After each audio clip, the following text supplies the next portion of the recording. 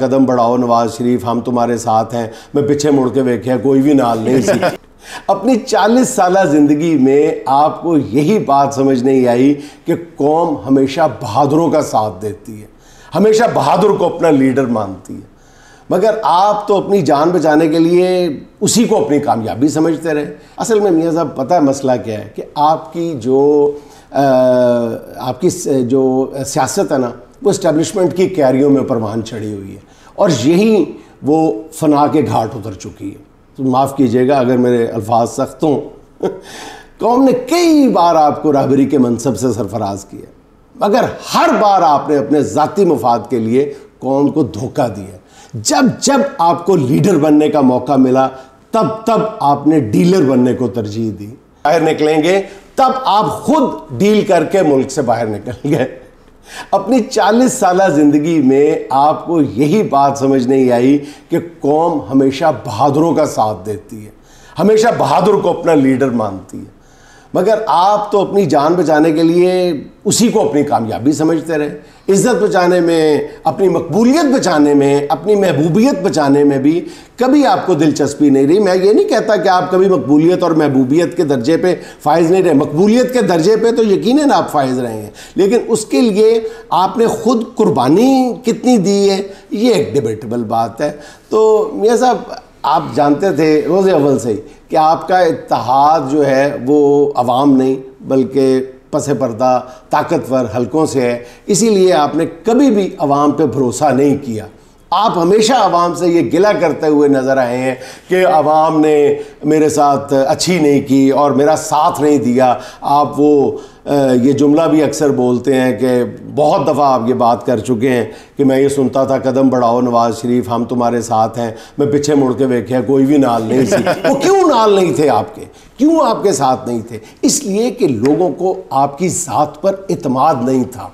आपके सामने जब कभी अवाम या इस्टेब्लिशमेंट की आपको टाई पड़ी हुई नज़र आई, आपने हमेशा अपना वज़न जो है वो ताकतवरों के पलड़े में डाला है और उनके कंधों पर आपने बैठना हमेशा आपने पसंद किया। आपने अवाम के दिलों पर राज करने की बजाय महलात में रहने को तरजीह दी है। पूरी दुनिया जानती है कि इसका कोई ज़ाती एजेंडा नहीं है। किसका? जो आज काल कोठड़ी में बैठा हुआ है। यही ताकत उसे जेल में एनर्जी दे रही है।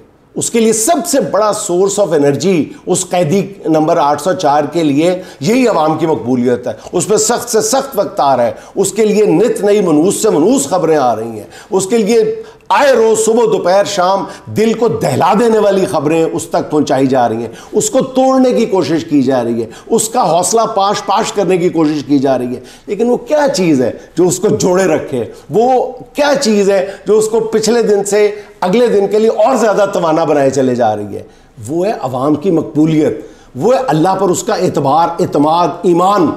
अवाम की मकबूलियत इंसान को फुला देती है उसका सीना कि 24 करोड़ लोग मेरे साथ खड़े हैं। कौन बंदा वो इन लम्हों को अपने लिए कमज़ोरी का लम्हा बना सकता है? कभी भी नहीं हो सकता ये।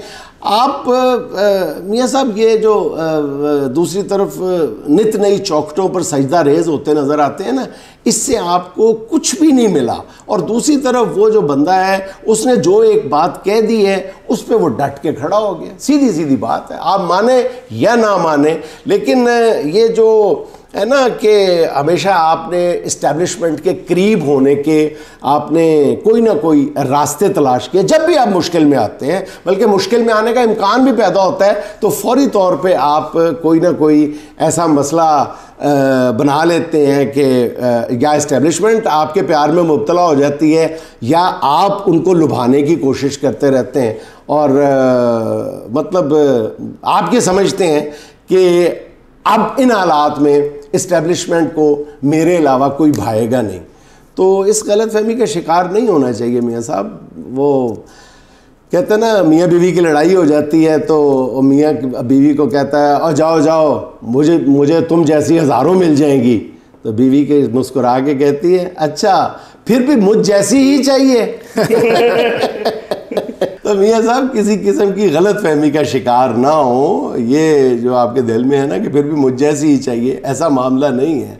और इस आप तफसील में ना जाया करें। आप 3 बार के वज़ीर आज़म हैं और आज भी आप अपने ज़ात के इजहार से नहीं निकले।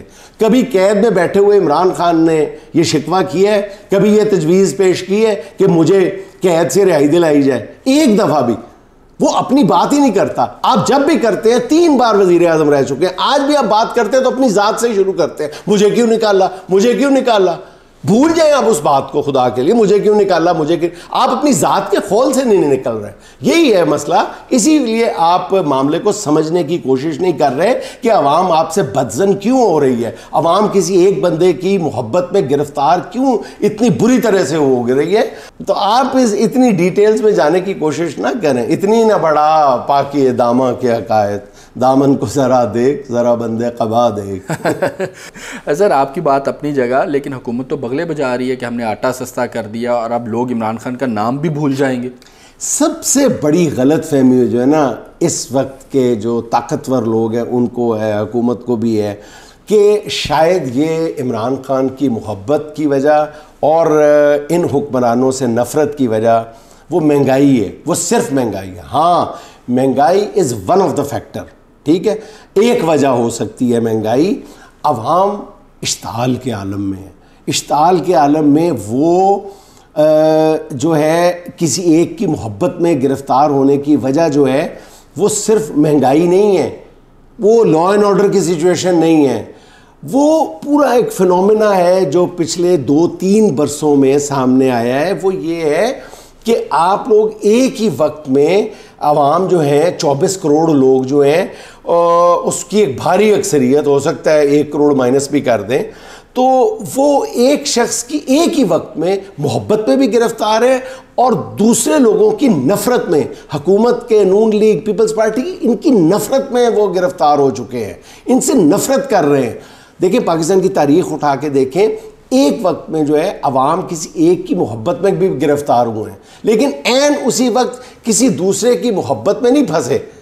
लेकिन ये पहली दफ़ा हो रहा है कि नफ़रत भी इंतहा की हो रही है और मोहब्बत भी इंतहा की जा रही है। और ये बात जो है ये नून लीग को समझ नहीं आ रही। और ये जो आटा सस्ता करने वाली बात है, ये मैं हैरान हूँ कि मरियम नवाज साहिबा जो है वो अपनी हुकूमत के जुर्म को अपना कारनामा बना के पेश कर रही हैं। अगले साल जब गंदम जो है वो ढूंढे से नहीं मिलेगी, कोई काश्त नहीं करेगा, तो फिर आप अपना मुंह कहाँ छुपाते फिरेंगे? फिर आप अपने इस कारनामे को कैसे जस्टिफाई कर पाएंगे? तो ये कोई गंदम की कीमत या रोटी 100 ग्राम की, 80 ग्राम की, इसलिए लोग इमरान खान से मोहब्बत नहीं कर रहे। लोग आपसे नफरत इसलिए कर रहे हैं और खान से मोहब्बत इसलिए कर रहे हैं कि लोग जख्म खा चुके हैं, जख्म खुर्दा आवाम है। वो जख्म जो है वो उनका मैंडेट चोरी होने का जख्म है जिस पे अवाम मुश्तिल है। इस बात, जब तक आप पीटीआई को उसका मैंडेट वापस नहीं करेंगे ना, ये इश्ताल और ये गम गुस्सा कम नहीं होने वाला। ये आप लिख लें, ये बात किसी बड़ी सी जगह पे मेरी बात ये लिख के लगा लें। आप अवाम के मुंह में आप सोने, हीरे, जवाहरात ठोस दें, फिर भी अवाम का गुस्सा कम नहीं होने वाला।